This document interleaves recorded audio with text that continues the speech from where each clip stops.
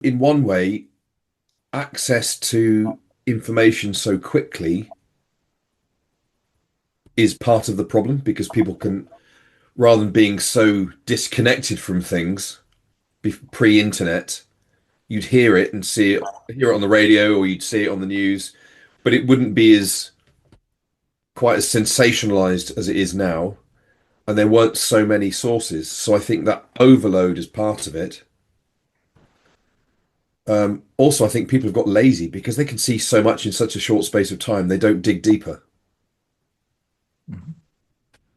And I think there's this glossy surface skimming of information without actually getting to the facts.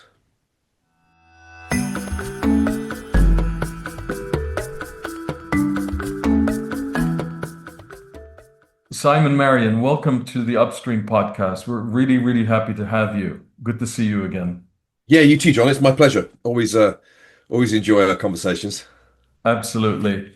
And Simon, today I really want to speak to you about the emotional state of the planet.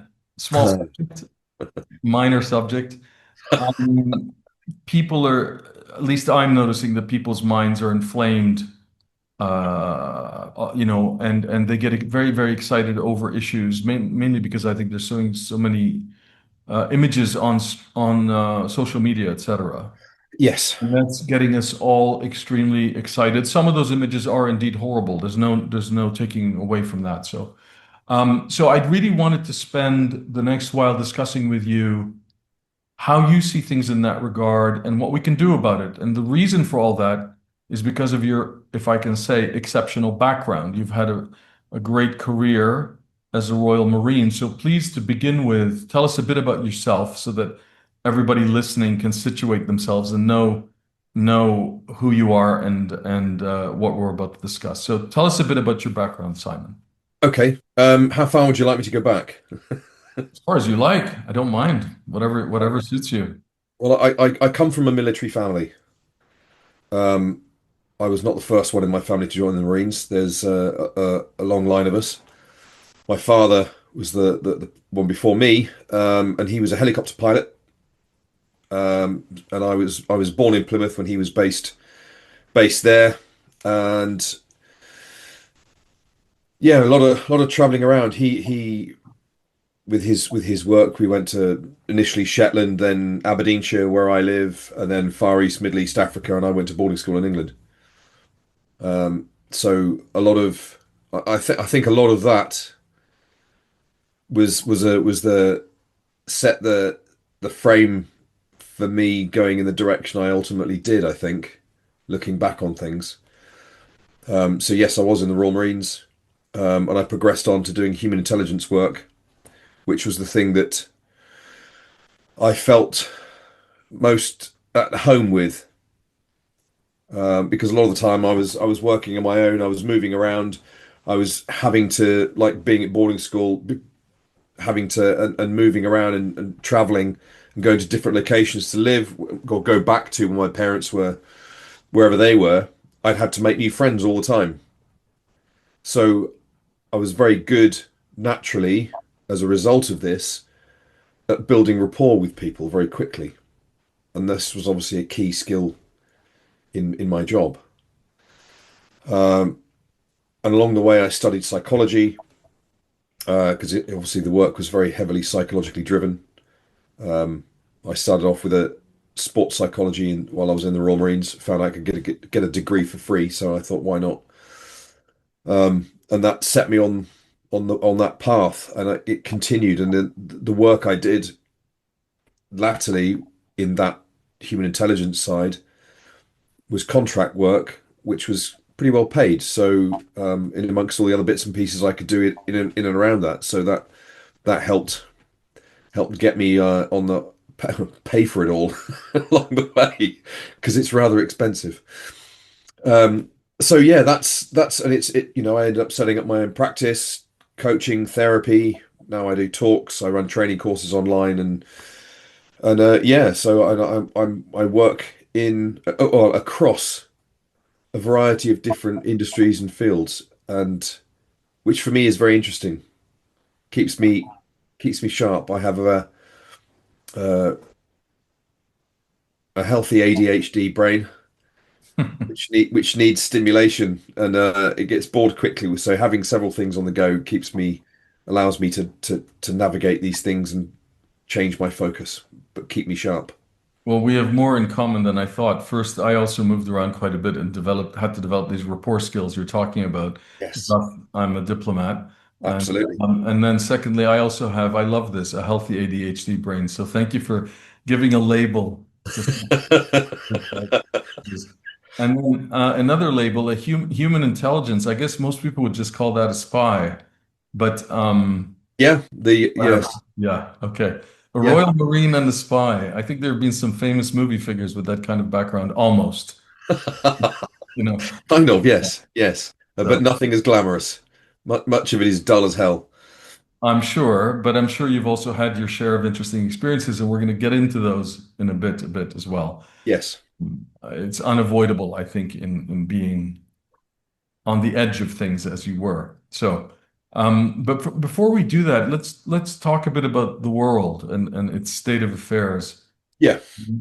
As I mentioned in the introduction, I mean, my sense is that people are variously, they're not all the same at all, but they get very inflamed about issues that are in the news, especially, Yes. and end up, because of high emotional states, highly polarized, unable to look at things except from one perspective, and then willing to act on the basis of that, even violently sometimes. So, um, do you see things the same way? What's your perception about global emotional states?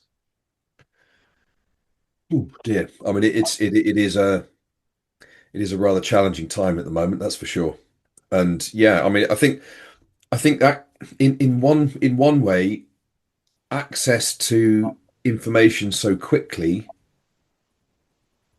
is part of the problem because people can, rather than being so disconnected from things pre-internet, you'd hear it and hear it on the radio, or you'd see it on the news, but it wouldn't be as quite as sensationalized as it is now.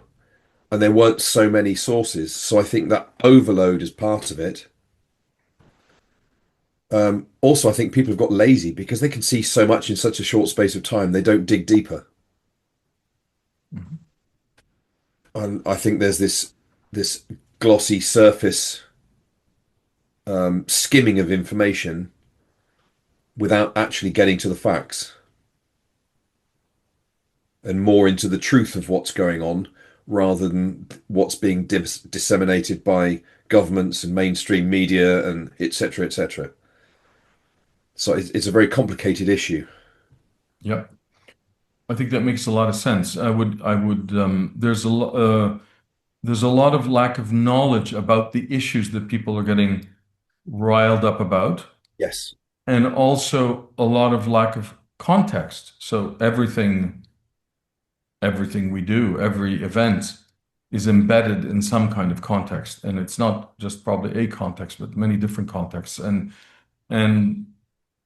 social media has a stark ability to pluck things out of context and deliver them on a silver platter for us to get upset about. So, yes, I think all that is true, and certainly the speed of things, as you Mm. said, is not encouraging us to find out more. No, no, it's not. It's and because it's, excuse me, so highly emotionally engaging for people, that's helping to kind of polarize and create these tribes. It is becoming very tribal. It is indeed. And really what I'd like to discuss with you above all in this podcast is what to do about it. So because I think most people would agree with us, even those who are in high emotional states would agree that this is the context, even though they may not be aware of their own state. But I Yes. think people know. So it'd be really good to discuss with you a different mindset, a calmer mind, Yeah. basically, and how to achieve that. And in order to do that, let me start somewhere else first. Let's put some context onto your life and Okay. experiences. So, as a Royal Marine or as human intelligence, you must have had your share of highly stressful, high emotional circumstances. Tell us a bit more about them so that listeners can know what we're dealing with here, what kind of stress levels you had to deal with, and which caused you to learn more about psychology, resilience, etc. Yeah, I mean, there are some other things that this healthy ADHD brain was not so healthy when I was younger. Uh, I've definitely come to not master it, but to learn to work it better. I have a firmer grip on the reins, I would say. When I was younger, not so much. In fact, not at all. And I think this is where the Royal Marines really helped me to give me patience because having to learn the skills for stalking as a sniper, when you know, sitting in ambushes and OPs for hours. Sometimes, you could be in an OP for a week, 2 weeks. Observation posts, where you're sitting in a hedge or a bush or dug into the hillside or whatever it is, or somebody's attic. It doesn't matter, but you've got to sit there, be very strict, very controlled, very quiet, not move, which is really hard. When you want to twitch and tap and drum your fingers and move around, and it's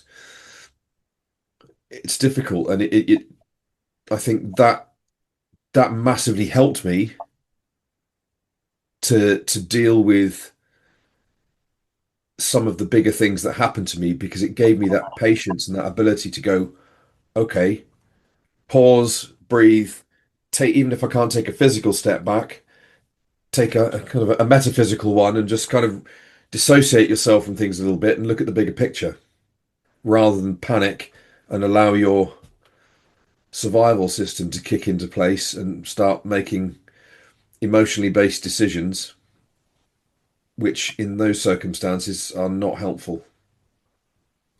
That's already quite interesting how a task such as having to be still for so long Hmm. uh, gave you or taught you that discipline and patience the ability to, I guess, to manage your mind rather than just let it run as it wishes. Yeah.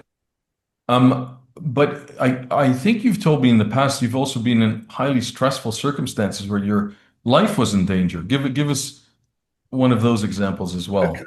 So one task I was on in Africa, and I went with a colleague. There's two of us on this. We went to meet an asset, and this cheeky little chap was double dipping. So it was an ambush. So we ended up getting in a bit of a gunfight in a room in this building on the first floor of this first floor upstairs in this building, and it was very quickly loud and noisy and messy and painful because I took a round through my left leg. Um, Wow. but my colleague was very, very useful. So that was, it was a very messy altercation. Ultimately, we came off best, despite being caught in an ambush, but mainly because we were far better trained than they were. So we responded quickly, effectively. Um, yeah, and we lived to fight another day. So what goes through your mind when you're in those extremely stressful circumstances? If I was there, I'm sure my mind would be racing and Oh, and highly emotional. How do you manage it? Give us a hint of how you're trained to do that and how you did it. well, I mean, the I won't repeat the language that ran through my head when it initially happened, but but it was yeah. There is an initial panic. I'm not going to lie about that at all. You panic, and it's your initial emotional response when something happens that threatens your life, and that this is, I think, these days is the only time that human beings are truly honest. Is that initial emotional response to someone or something, raw honesty, Mm. and it's honesty to ourselves in essence, really, and. But having been trained as well as I had the ability to go, right, okay, inside, pause, because panicking is not going to get me out of this situation. So it is literally initial panic and then bang, it's calm. And you're and it's almost that flow state thing. You know, you respond through your training. So, I end up killing a couple of people and my colleague killed about three, which made the rest that were in the other room, because it was an adjoining room that they came from, to think otherwise. And my friend helped me hobble down the stairs now into an alleyway and make our exit. Um,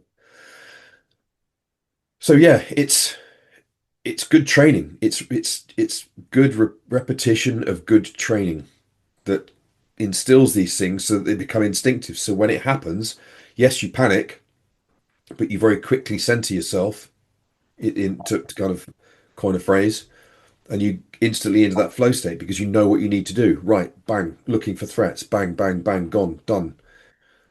So, um, were you witness to or part of situations where you or others around you did not uh, just panicked and did not calm down, did Yes, not go with the flow?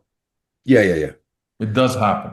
It does happen. I've seen people in those sort of situations who weren't trained run and end up dying because they ran into across a firefight, So Wow. So the that's cost was very high. yes, yeah, yeah, yeah. The And you've high. got other people I've seen who just totally crumbled and frozen and literally couldn't move. So in your world as a Royal Marine, this kind of training was life or death. Absolutely 100% yes. Very interesting. So Simon, given that, and thank you for sharing your experiences, Pleasure. what what lessons have you learned for more, let's call it normal life? What do you, if I can say that, and what are you doing about that today in your work? How are you applying it, and can it be applied? So this discipline that you've learned as a soldier to this training, can some of that be applied in civilian life? And how do you apply it? I know you work a lot on the term resilience, and tell us a bit more about that. Yeah. Yeah. Yeah. Okay. So there were things I picked up along the way that kind of, because I'm a curious creature. I like to know how things work. Particularly, I was very interested in myself and how other people kind of managed themselves and what they did, and I kind of modeled some of the people that I considered exemplars in my field, and how they stayed calm, and just conversations with people in quiet moments, and picked up on things, and I made notes, and all these notes eventually came together along with academic study and research and psychological training, and in different fields of psychology, and working with human behavior. And I ended up coming together to do this piece of work that led to that book there. God, I find this really hard. The book The black one. give us um, its title so people know. Give us its title. it's called The Immediate Care Process. Great. Because what I along the way of kind of pulling this together, I also identified that within the kind of the healthcare system, the mental healthcare system, there's a glaring great big gap. It takes a long time to get an appointment to speak to a doctor. Then it takes longer wait to have an assessment, and even longer wait to get treatment for psychological issues. In the UK, it's a lottery. So some places it's up to 6 years. You Wow. know, so if somebody's really struggling and they're at crisis point, that's no use to anyone. They get months to get an assessment, to then years for treatment. So I knew that what I used for myself helped me deal with extremely stressful moments and bring me back down to a calm. I keep using this term flow state, and it is based around Mihai Csikszentmihalyi, the Hungarian positive psychologist. It is utilize tapping into his work because what this process does helps people to access a flow state. And this, so taking it from that, I've used this with kids with exam stress, dealing with bullying, um, public speaking, uh, any situation for any human being that creates an overload emotional response to a situation that they're involved in or a particular person or people they're with. So it helps people to manage their psychological state Yep. by dealing with their emotions. It's a form of regulating your emotions really, and that's great that Absolutely. you're doing that, Simon. I'm sure you've helped many. Do you think this method could be applied to people looking at the news? Um, I'm not even half joking. I'm actually serious uh, because of what we talked about earlier. Is there a way for people to manage their emotional states so that they can perceive things on the news in a more objective fashion?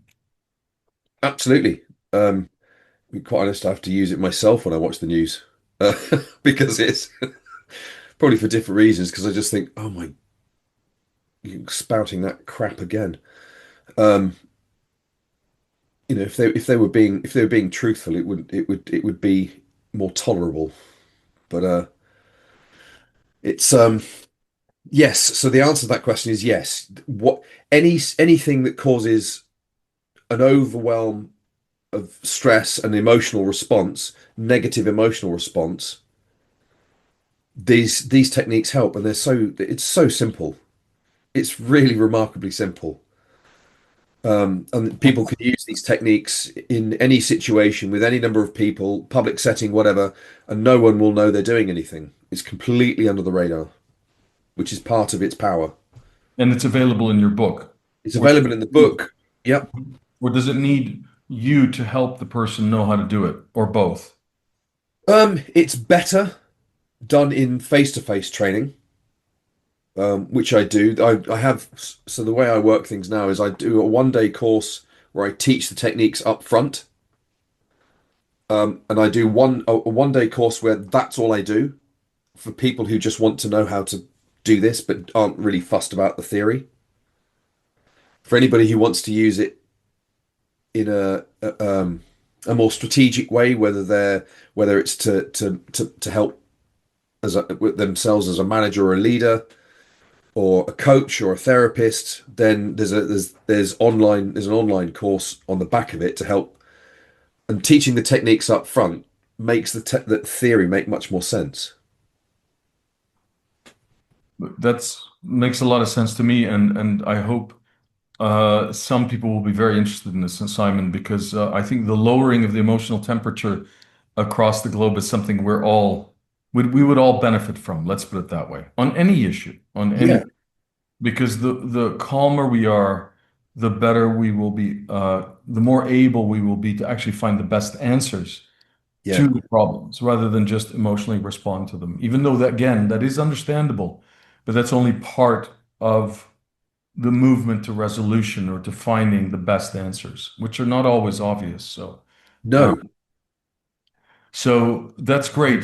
Thanks for all that, Simon. And it sounds to me like the work you're doing is indeed invaluable in our current circumstance, and I hope more people will dive into it.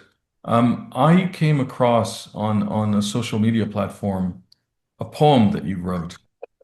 yes.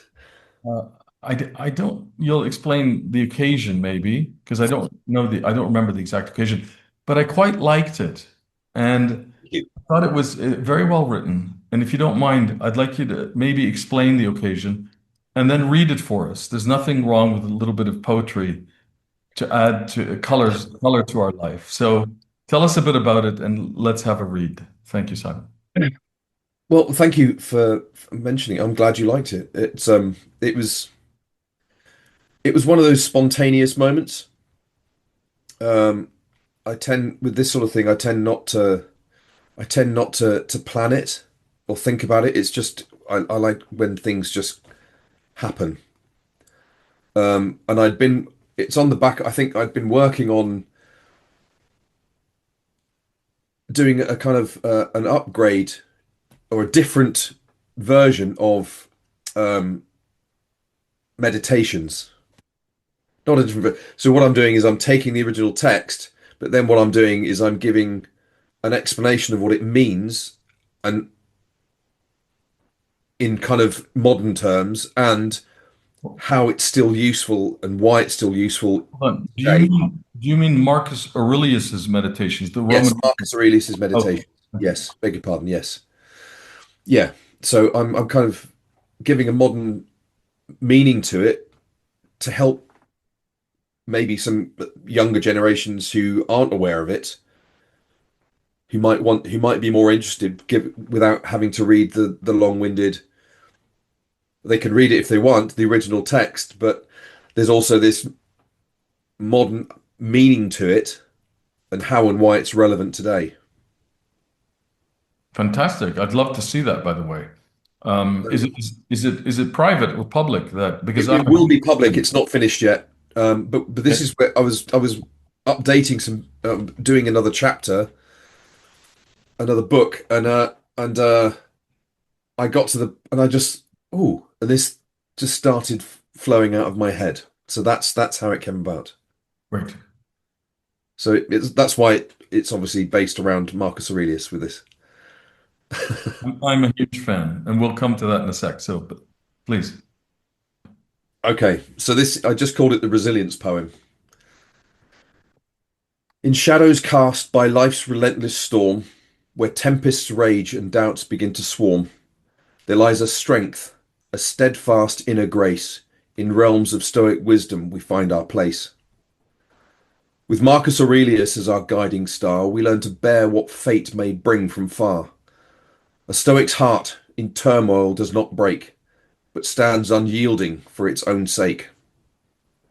In realism's embrace, we face the truth, the world's capriciousness, its ebb and flow.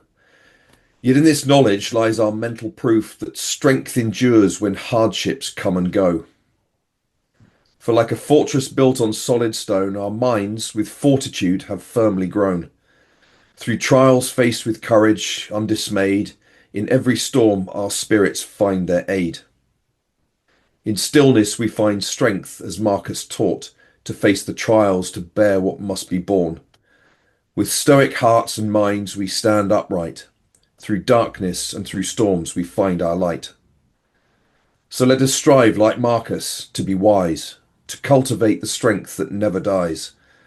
For in resilience's embrace we find the fortitude to conquer and unwind. Fantastic. Thank you for reading it. My pleasure. It's the first time I've read it out loud. I think, well, poetry should be read out loud, and I think it's great to convey these ideas that we discuss in another means, such as poetry. So Yes.